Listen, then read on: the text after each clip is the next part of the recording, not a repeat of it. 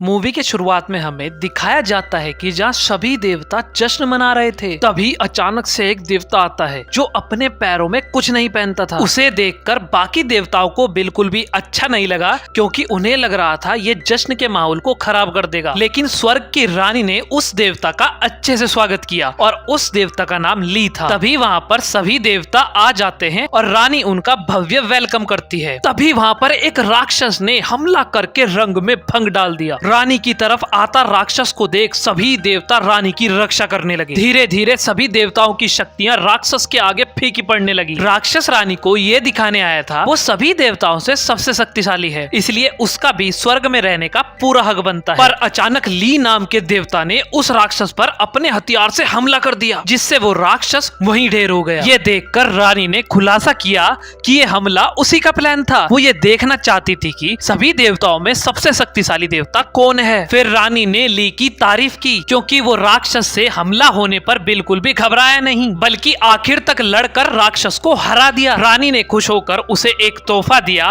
और फिर से जश्न शुरू हो गया। आखिरकार जब जश्न खत्म हुआ तो ली को कुछ अलग सा फील हुआ। उसने अपने हथियार को फिर से निकाला ताकि हमला हो तो वो सावधान रह सके, पर उसकी लापरवाही की वजह से वो हथियार स्वर्ग से धरती पर जा गिरा। ये देखकर ली बिल्कुल घबरा गया, क्योंकि स्वर्ग के कानूनों के हिसाब से किसी भी देवता को धरती पर जाने की इजाजत नहीं थी। पर भाई बंदा तो मूवी का हीरो है, वो रूल तोड़ के धरती पर आ जाता है। धरती पर पहुंचकर उसकी मुलाकात एक लड़की से हुई जिसका नाम पियान था, और वो एक पेड़ की टहनी पर लटकी हुई थी। ली ने उसे अपने जादू से उतरने में मदद की और उस लड़की ने ली का शुक्रिया अदा किया। उसके बाद ली ने बताया कि वो धरती पर उतरा हुआ स्वर्ग से एक देवता है जिसका हथियार धरती पर खो गया है। अब पियान ली को अपने गाँव के सरकार के पास ले गई, जिससे वो ली की मदद कर सके। जब वो गांव पहुंचे तो राक्षसों ने उनके गांव पर हमला कर दिया, क्योंकि वो राक्षस गांव वालों का कीमती खजाना चुराना चाहते थे। अब ली भी पीछे नहीं हटा और राक्षसों को कड़ा सबक सिखाया। फिर ली ने एक राक्षसी मकड़ी को उसी की जाल में फंसाकर हरा दिया। इसके बाद फिर ली ने एक बेहद ताकतवर राक्षस को हराया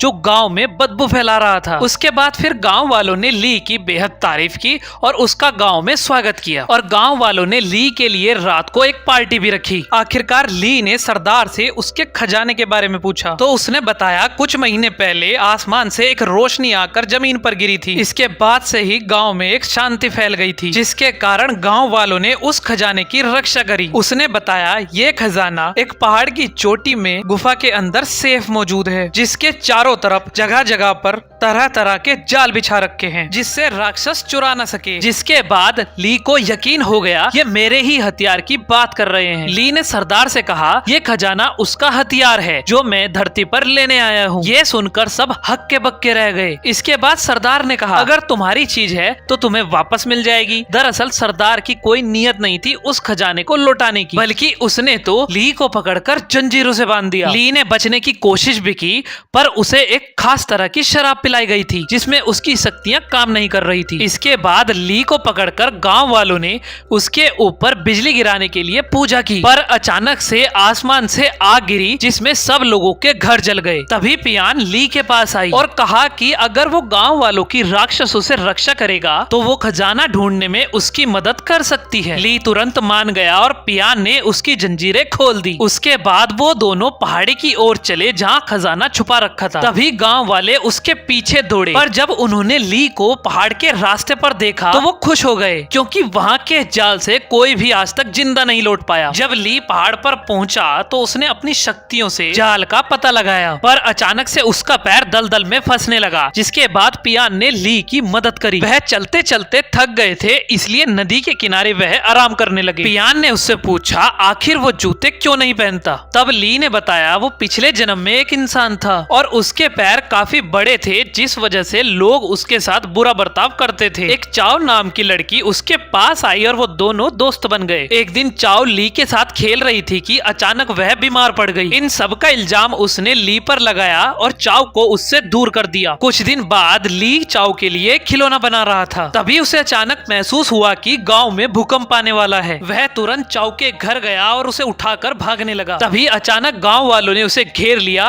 क्योंकि उन्हें लग रहा था कि ली चाव को भगाकर उठाकर ले जा रहा है। गांव वालों ने ली को इतना पीटा जिसके कारण उसकी मौत हो गई। आखिरकार ली स्वर्ग पहुंचा और स्वर्ग की रानी ने ली की अच्छाई देखकर उसको देवता बना दिया। ली की कहानी सुनकर पियान ली के साथ आगे बढ़ने लगी। आखिरकार वो उस गुफा तक पहुंच गए जहां काफी सारे जाल बिछाए हुए थे, परंतु ली की शक्तियों की मदद से उन्होंने सारे जाल पार कर लिए और एक पुल तक आ पहुंचे जिसके बाद खजाना छुपा हुआ था। अब ली ने जैसे ही पुल पर पैर रखा तो उसे एक जोरदार झटका लगा। दरअसल इस पुल पर जगह जगह पर जादुई घंटियां लगी हुई थी, जिसके कारण न देवता और न ही राक्षस पुल को पार कर सकते हैं। तब पियान ने आगे बढ़कर पुल की सारी घंटियां निकाली जिससे ली आगे बढ़ सके। अचानक से उसका पैर फिसल गया क्योंकि पुल बहुत खतरनाक था, पर वो हिम्मत करके ऊपर आ गई। आखिरकार ली ने भी आसानी से पुल पार कर लिया और वो दोनों आगे बढ़ गए। जल्द ही ली और पियान को एक चीज मिली जिससे बेहद खतरनाक रोशनी आ रही थी। तब ली को यकीन हो गया कि ये उसका हथियार ही है, पर जब रोशनी अंडे से गायब हुई तो ली समझ गया था कि ये उसका हथियार नहीं है। तभी अचानक कुछ राक्षस वहां आ गए क्योंकि वो भी ली का हथियार चुराना चाहते थे। अब ये अंडा ली के किसी भी काम का नहीं था तो उसने ये अंडा राक्षसों को दे दिया और राक्षस वहां से चले गए। ये देखकर पियान गुस्से में आ गई क्योंकि ये खजाना उसके गांव वालों का था। उसने राक्षसों से खजाना वापस मांगने के लिए ली की मदद मांगी, पर ली ने उसकी एक न सुनी और उसे जंगल में ही छोड़कर चला गया। अगले दिन ली जैसे ही गांव में पहुंचा तो गांव वालों ने उसे पकड़ लिया। गांव का सरदार फिर से पूजा करके ली पर बिजली गिराना चाहता था। पूजा होने के बाद ली पर कई बार बिजली गिरी, पर ली तो अमर था क्योंकि वो देवता था, इसलिए उसे बिजली से कुछ नहीं हुआ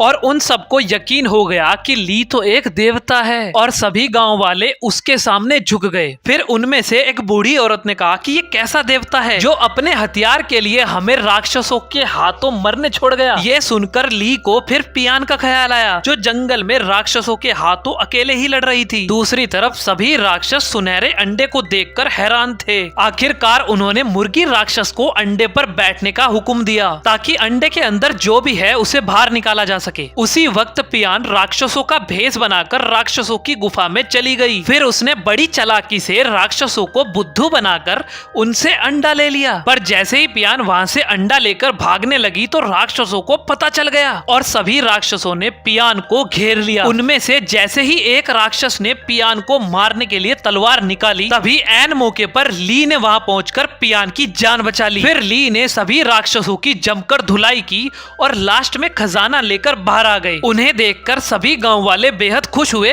क्योंकि खजाना सुरक्षित था। इसके बाद उन्होंने अंडे को खोलने के लिए पूजा शुरू की और जैसे ही अंडा टूटा तो उसमें से एक राक्षस निकला जिसका नाम न्यान था। ये वही राक्षस था जिसे ली ने स्वर्ग की पार्टी में हराया था। अब राक्षस को ली पर बेहद गुस्सा आता है और वो उसे अपने जादू से गिरा देता है और बाद में उसने गांव में सब कुछ तहस नहस कर दिया। ये देखकर ली ने नियाओ का सामना किया, पर वो बार बार उससे हार जाता था क्योंकि ली के पास उसका हथियार नहीं था। तभी नियाओ ली को जान से मारने ही वाला था कि उसने नियाओ का वार अपने ऊपर ले लिया। ली को ये अंदाजा तक नहीं था कि पियान ली के लिए जान भी दे सकती है। पियान आखिरी सांसें गिन ही रही थी कि ली ने देखा कि उसके माथे पर उसके हथियार का निशान है। तब उसे एहसास हुआ कि पियान उसके ही हथियार का एक रूप थी। दरअसल पिछले जन्म में ली के मरने के बाद चाओ बड़ी हो गई थी और उसकी बीमारी जानलेवा थी जिसके चलते वो मर गई। उसने पूरी जिंदगी भगवान की पूजा में निकाली, इसलिए वो स्वर्ग में गई। फिर रानी ने उससे खुश होकर पूछा कि अगले जन्म में तुम क्या बनना चाहोगी। फिर चाओ ने रानी से बोला कि उसे कुछ भी बना दो पर वो ली के साथ रहे,